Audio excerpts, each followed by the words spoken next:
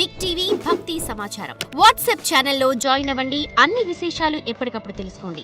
అసలు ఏ పని చేయకుండా కూడా మీకు కావాల్సింది జరిగేలా చేయవచ్చు. మీరు గనక ఈ 4 పార్శ్వాలను ఒకే దిశలో కేంద్రీకరించి ఒక నిర్దిష్ట కాలం పాటు తదేక దృష్టితో అలా ఉంచగలిగితే అది సాధ్యం. అతను శివుడు తన కోసం అది చేస్తాడు అనుకుంటాడు, అది అలాగే జరుగుతుంది కూడా. అంటే శివుడు వచ్చి మీకు ఇల్లు కట్టిస్తాడా? లేదు. మీరిది అర్థం చేసుకోవాలి. దేవుడు మీకోసం తన చిటికన వేలును కూడా ఎత్తాడు. ఈ భూమి మీద ఇప్పటి వరకు జరగనిది రేపు జరగవచ్చు. మనుషులకి దాన్ని జరిగేలా చేసే సామర్థ్యం ఉంది.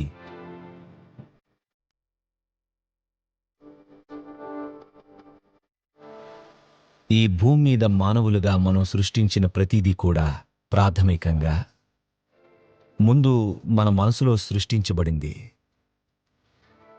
ఈ భూమిపై మీకు కనిపించే ప్రతి మానవ నిర్మాణం కూడా ముందు అది మన మనసులో వ్యక్తమై ఆ తర్వాత ఈ బాహ్య ప్రపంచంలో వాస్తవ రూపాన్ని పొందింది. ఈ భూప్రపంచం మీద మనం ఆవిష్కరించిన అద్భుతమైన విషయాలు, అలాగే జుగుప్సాకరమైన విషయాలు రెండూ కూడా మన మానవ మనసు నుంచి వచ్చాయి. కాబట్టి మనం బాహ్య ప్రపంచంలో సరైన విషయాలను సృష్టించాలనుకున్నప్పుడు మొదట మన మనసులో సరైన విషయాలను ఎలా సృష్టించాలో నేర్చుకోవడం చాలా ముఖ్యం. మన మనసును మనకు కావాల్సినట్టుగా ఉంచుకోగల శక్తి మనకి లేకపోతే బాహ్య ప్రపంచంలో మనం సృష్టించే ఫలితాలు కూడా పూర్తిగా అస్తవ్యస్తంగా ఉంటాయి. కాబట్టి మన మనసును మనకి కావలసినట్టుగా నిర్వహించడం ఎలాగో నేర్చుకోవడం అనేది ప్రపంచాన్ని మనకు నచ్చినట్టుగా సృష్టించడానికి ఆధారమవుతుంది. యోగా సాంప్రదాయంలో ఒక అద్భుతమైన కథ ఉంది. ఒక రోజున ఒక వ్యక్తి అలా నడుస్తూ వెళ్తున్నాడు. ఊరికే అలా లాంగ్ వాక్ వెళ్తున్నాడు. అనుకోకుండా, తనకి తెలియకుండా అతను స్వర్గంలోకి ప్రవేశిస్తాడు. చాలా అదృష్టవంతుడు కదా. He just took a walk and he landed up in paradise. చాలాసేపు నడవడంతో అతనికి కాస్త అలసటగా అనిపించింది. దాంతో అతను నేను అలసిపోయాను, ఎక్కడైనా కాస్త విశ్రాంతి తీసుకోగలిగితే బావుండు అనుకున్నాడు. అటు ఇటు చూశాడు. అక్కడ ఒక మంచి చెట్టు కనిపించింది. దాని కింద మెత్తటి గడ్డి అచ్చం పరిచినట్టుగా ఉంది. అది చూసి అతను అక్కడికి వెళ్ళి హాయిగా తలవాల్చి నిద్రపోయాడు. కొన్ని గంటల తర్వాత అతను లేచాడు. బడలిక తీరింది. అబ్బా, మంచి విశ్రాంతి దొరికింది. కాని నాకు ఆకలేస్తోంది, తినడానికి ఏదైనా దొరికితే బావుండు అనుకున్నాడు. తన జీవితంలో తాను తినాలని కోరుకున్న వాటన్నిటి గురించి గుర్తు చేసుకున్నాడు. ఉన్న పళంగా అతను తలుచుకున్న పదార్థాలన్నీ అతని కళ్ల ముందు ప్రత్యక్షమైపోయాయి. మీరిది అర్థం చేసుకోవాలి. అక్కడ సౌకర్యాలు అలా ఉంటాయి. మరి ఆకలితో ఉన్నవారు ప్రశ్నలు వేయరు. ఆహారం వచ్చింది, అతను తిన్నాడు. అతని కడుపు నిండిపోయింది. ఇక అప్పుడు అతను కడుపు నిండిపోయింది, తాగడానికి ఏదైనా ఉంటే బాగుండు అనుకున్నాడు. అతను తన జీవితంలో తాగాలి అనుకున్నవన్నీ అతను తలుచుకోగానే అతని కళ్ళ ముందు ప్రత్యక్షమైపోయాయి. తాగేవారు కూడా ప్రశ్నలు వేయరు కాబట్టి వెంటనే తాగేశాడు. ఇక లోపల కాస్త మందు పడేసరికి, మీకు తెలుసు కదా డార్విన్ ఏం చెప్పాడు, మీరంతా కోతులని, మీ తోకలు పోయాయని. నేను కాదు, చార్ల్స్ డార్విన్ మనకేం చెప్పాడంటే, మీరంతా కోతులని, తర్వాత తోకపోయి మీరు మనుషులుగా పరిణామం చెందారు అని అన్నాడు. అవును, ఖచ్చితంగా తోకపోయింది. కానీ ఆ కోతి యోగా పరిభాషలో మేము నిలకడలేని మనిషిని మర్కటం అంటాం, అంటే కోతి అని. మనసుని కోతితో ఎందుకు పోల్చుతున్నామంటే, కోతిలో ఉండే లక్షణాలు ఏమిటి? ఒక ప్రధానమైన లక్షణం ఏంటంటే అది అనవసరంగా కదులుతూ ఉంటుంది. అలాగే మరో లక్షణం ఏంటంటే, ఇప్పుడు నేను మిమ్మల్ని యువర్ మంకీయింగ్ సంబడి అంటే దాని అర్థం ఏంటి? అనుకరణ. కోతి ఇంకా అనుకరణ, ఈ రెండు పర్యాయ పదాలుగా అయ్యాయి. కాబట్టి కోతిలో ఉండే ఈ 2 ప్రధాన లక్షణాలు ఒక నిలకడలేని మనసుకి కూడా ఉంటాయి. మొదటిది అనవసరమైన కదలిక. దీన్ని మీరు కోతి నుండి నేర్చుకోనక్కర్లేదు, మీరు కోతికి నేర్పగలరు కూడా. ఇక రెండోది అనుకరణ. ఇక మనసుకి నిత్యం ఇదే పని.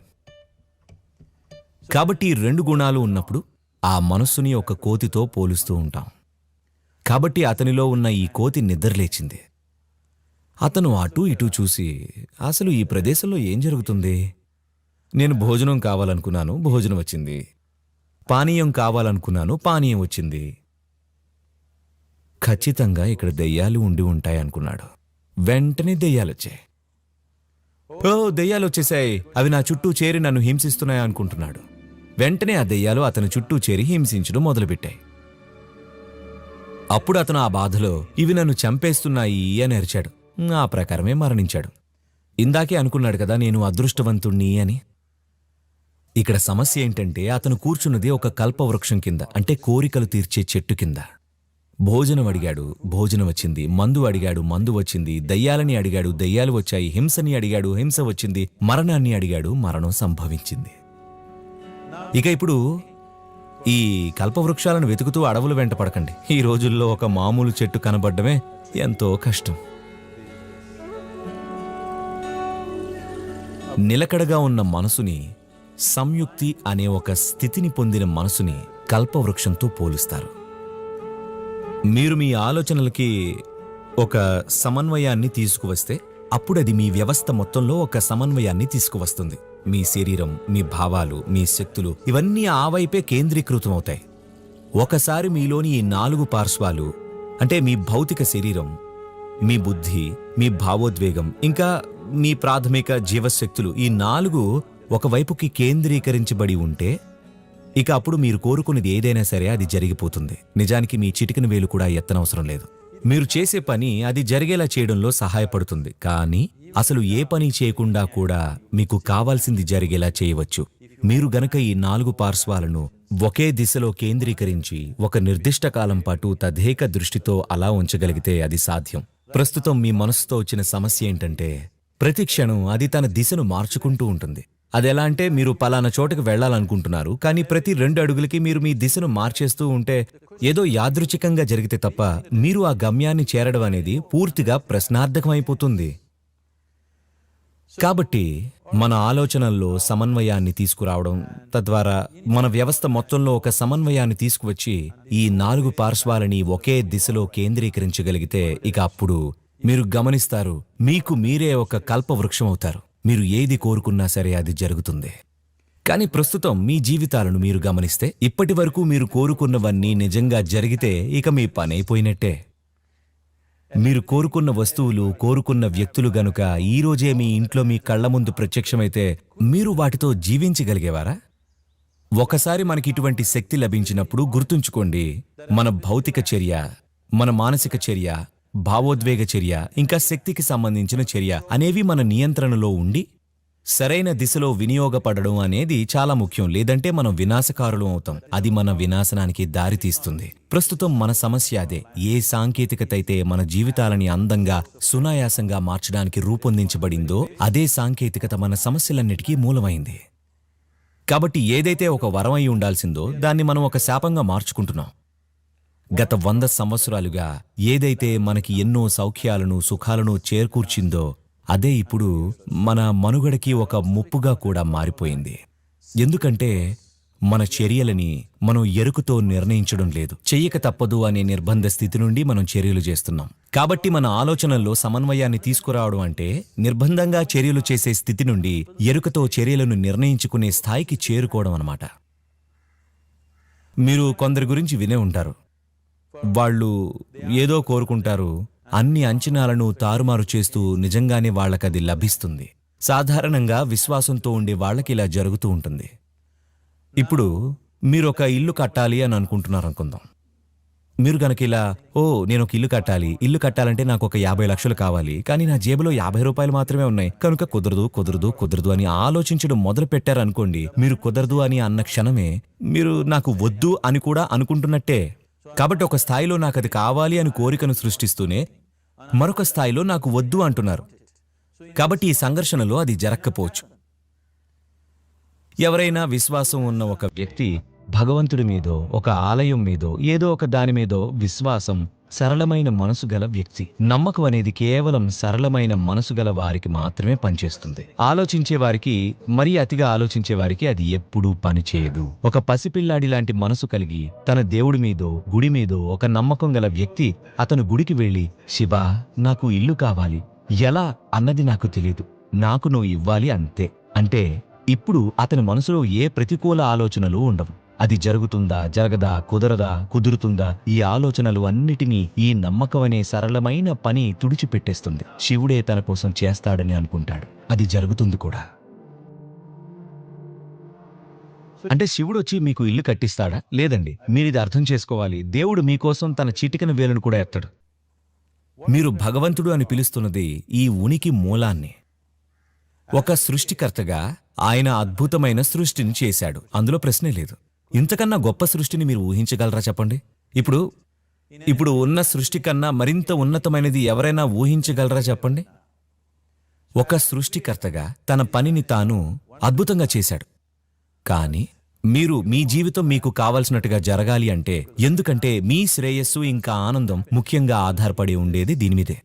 ఒకవేళ మీకు దుఃఖం అనేది కలిగితే మీరు దుఃఖపడ్డానికి గల ఒకే ఒక కారణం, జీవితం మీరు అనుకుంటున్నట్టుగా జరగడం లేదు. ఇదే కారణం, అంతే కదా? కాబట్టి జీవితం మీరు జరగాలి అనుకున్న విధంగా జరగకపోతే మీరేం చేస్తారు? మీరు ఖచ్చితంగా దుఃఖపడతారు. జీవితం మీరు జరగాలి అనుకున్న విధంగా జరిగితే అప్పుడు మీరు సంతోషంగా ఉంటారు. విషయం అంత సులువైనది. కాబట్టి జీవితం మీరు జరగాలి అనుకున్న విధంగా జరగాలి అంటే ముందు మీరు ఎలా ఆలోచిస్తారు, ఎంత ఏకాగ్రతతో ఆలోచిస్తున్నారు, మీ ఆలోచనల్లో ఎంత నిలకడ ఉంది, ఇంకా మీ ఆలోచనల ప్రక్రియ ఎంత బలంగా ఉన్నాయి అన్నది మీ ఆలోచన నిజమవుతుందా లేక ఒక ఆలోచనగానే మిగిలిపోతుందా అన్న దాన్ని నిర్ణయిస్తుంది. మరోలా చెప్పాలంటే, ప్రతికూల ఆలోచనలు చేస్తూ మీ ఆలోచనకు అవరోధాలను సృష్టించుకుంటున్నారా లేక అవరోధాలను సృష్టించకుండా ఉంటున్నారా అన్నది నిర్ణయిస్తుంది. ఇది సాధ్యమా, సాధ్యం కాదా అన్న ఆలోచన ప్రస్తుతం మానవాళిని నాశనం చేస్తుంది. ఏది సాధ్యం, ఏది సాధ్యం కాదు అనేది మీ పని కాదు, అది ప్రకృతి పని. మీ పని కేవలం మీకు కావాల్సిన దానికోసం కృషి చేయడమే. ప్రస్తుతం మీరు ఇక్కడ కూర్చొని ఉన్నారు. నేను మిమ్మల్ని 2 సులువైన ప్రశ్నలు అడుగుతాను. మీరు వీటిని సరిగ్గా విని సమాధానం చెప్పాలి. ప్రస్తుతం మీరు కూర్చున్న చోట నుంచి మీరు ఎగిరిపోతారా? మీరు లేదు అంటారు. ఇప్పుడు మీరు కూర్చున్న చోట నుంచి మీరు లేచి నడవగలరా? అవును అంటారు. దేని ఆధారంగా చెప్తున్నారు? ఎగరడం సాధ్యపడదని, నడవడం సాధ్యమవుతుందని ఎందుకు అంటున్నారు? ఎందుకంటే జీవితంలోని గత అనుభవం. మీరు ఎన్నోసార్లు లేచి నడిచారు, కానీ మీరు ఎప్పుడూ ఎగరలేదు. మరోలా చెప్పాలంటే, ఏదైనా సాధ్యపడుతుందా లేదా అన్న విషయాన్ని నిర్ణయించడానికి మీరు మీ జీవితంలోని గత అనుభవాన్ని ప్రాతిపదికగా ఉపయోగిస్తున్నారు. మరో మాటలో చెప్పాలంటే, ఇప్పటి వరకు ఏదైతే జరగలేదో అది ఇక ముందు కూడా జరగదు అని మీరు నిర్ణయిస్తున్నారు. అవునా కాదా? మానవాళికి, మానవ స్ఫూర్తికి ఇదొక అవమానం. ఇప్పటి వరకు ఈ భూమి మీద జరగనిది రేపు జరగవచ్చు. రేపు దాన్ని జరిగేలా చేసే సామర్థ్యం మనుషులకి ఉంది.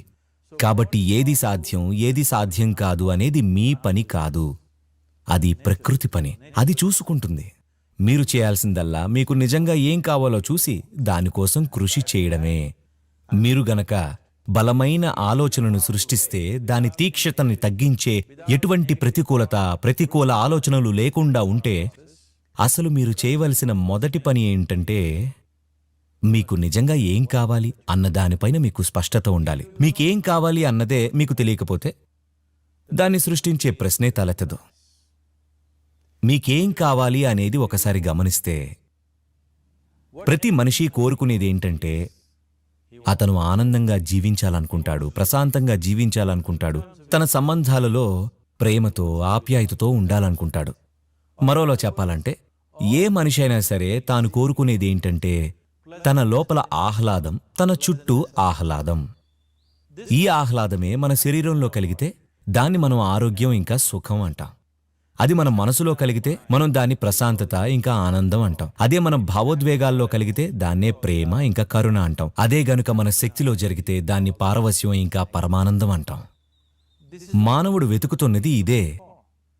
అతడు ఆఫీస్కి ఉద్యోగం చేయడం కోసం వెళ్ళినా, డబ్బు సంపాదించాలి అనుకున్నా, ఒక వృత్తి చేపట్టినా, కుటుంబాన్ని సాకుతున్నా, బార్లో కూర్చున్నా, గుళ్ళో కూర్చున్నా, ఏం చేసినా అతను వెతుకుతున్నది ఒకటే, తన లోపల ఆహ్లాదం, తన చుట్టూ ఆహ్లాదం. మనం సృష్టించాలని అనుకుంటున్నది ఇదే అయినప్పుడు, ఇది సూటిగా దాన్ని లక్ష్యం పెట్టుకొని దాన్ని సృష్టించేందుకు పూనుకోవాల్సిన సమయం అనుకుంటున్నాం. కాబట్టి మీకోసం మీరు సృష్టించాలి అనుకుంటున్నది, మీరు ఒక ప్రశాంతమైన మనిషిగా, ఆనందకరమైన వ్యక్తిగా, ప్రేమతో నిండిన మనిషిగా, అన్ని స్థాయిల్లోనూ ఆహ్లాదంగా ఉన్న మనిషిగా ఉండడం. అలాగే మీకు ఇదే విధమైన ప్రపంచం కూడా కావాలా? ప్రశాంతమైన, ప్రేమతో నిండిన ప్రపంచం, ఆనందంతో నిండిన ప్రపంచం. లేదు నాకు పచ్చదనం కావాలి, ఆహారం కావాలి అంటారా? ఆనందంతో నిండిన ప్రపంచం అన్నప్పుడు మీకు కావాల్సిందంతా అందులోనే ఉంటుంది. మీరు కోరుకుంటున్నది ఇదే. మీరు చేయాల్సిందల్లా దాన్ని సృష్టించడం కోసం పూనుకోవడమే. ఒక ప్రశాంతమైన, ఆనందకరమైన, ప్రేమతో నిండిన ప్రపంచాన్ని మీకు ఇంకా మీ చుట్టూ ఉన్న వారి కోసం కూడా. ప్రతిరోజు ఉదయం మీరు మీ రోజుని మనసులో ఈ చిన్న ఆలోచనతో మొదలు పెడితే, ఇవాళ నేను ఎక్కడికెళ్ళినా నేను ఒక ప్రశాంతమైన, ప్రేమతో నిండిన, ఆనందకరమైన ప్రపంచాన్ని సృష్టిస్తాను అని అనుకున్నట్లయితే, మీరు రోజులో ఒక 100 సార్లు కింద పడిపోయినా సమస్య ఉంది. నిశ్చయ చిత్తంతో ఉన్న మనిషికి ఓటమనేదే ఉండదు. 100 సార్లు కింద పడితే ఒక 100 జీవిత పాఠాలు నేర్చుకుంటారు. మీకు నిజంగా ముఖ్యమైన వాటిని సృష్టించడానికి ఇదే విధంగా పూనుకుంటే అప్పుడు మీ ఆలోచనల్లో సమన్వయం వస్తుంది. ఒక్కసారి మీ ఆలోచనల్లో సమన్వయం వస్తే మీరు ఎలా ఆలోచిస్తారో అలానే భావిస్తారు. ఒకసారి మీ ఆలోచన భావోద్వేగాలు వ్యవస్థీకృతమైతే మీ శక్తుల్లో కూడా సమన్వయం వచ్చి అదే దిశగా కేంద్రీకరించబడతాయి. ఒకసారి మీ ఆలోచన భావోద్వేగం ఇంకా శక్తుల్లో సమన్వయం వస్తే అప్పుడిక మీ శరీరంలో కూడా సమన్వయం వస్తుంది. ఒకసారి ఈ 4 గనక ఒకే దిశలోకి కేంద్రీకరించబడితే మీకు కావలసిన దాన్ని సృష్టించి నిజం చేసుకునే మీ సామర్థ్యం అద్భుతంగా ఉంటుంది. మీ ఉనికికి మూలమైనది మీ జీవితంలోని ప్రతిక్షణం మీలో పనిచేస్తూనే ఉంది. కానీ ఇక్కడ ప్రశ్న ఏంటంటే, అది మీ అందుబాటులో ఉందా లేదా అన్నదే ప్రశ్న. మీ జీవితంలోని ప్రాథమికమైన ఈ 4 అంశాలలో సమన్వయాన్ని తీసుకురావడం అనేది అది మీ అందుబాటులోకి వచ్చేలా చేస్తుంది. ఇది చేయడానికి ఎన్నో సాధనాలు, సాంకేతికతలు ఉన్నాయి. యోగ శాస్త్రం మొత్తం, మనం యోగా అని పిలిచే శాస్త్రం మొత్తం దీని గురించే. అదేంటంటే మిమ్మల్ని మీరు సృష్టిలో ఒక భాగంగా ఉండడం నుంచి ఒక సృష్టికర్తగా పరిణామం చెందించుకోవడం గురించే. ఇదే నా కోరిక, ఇంకా నా ఆశీర్వాదం. ఈ ప్రపంచంలోని ప్రతి మనిషికి తనలో ఉన్న సృష్టి మూలాన్ని తాకే సామర్థ్యం ఉండాలి. తద్వారా అతను ఇక్కడ ఒక సృష్టికర్తగా వ్యవహరించగలగాలి, సృష్టిలో ఒక భాగంగా కాదు. For more videos like this, subscribe Big TV channel.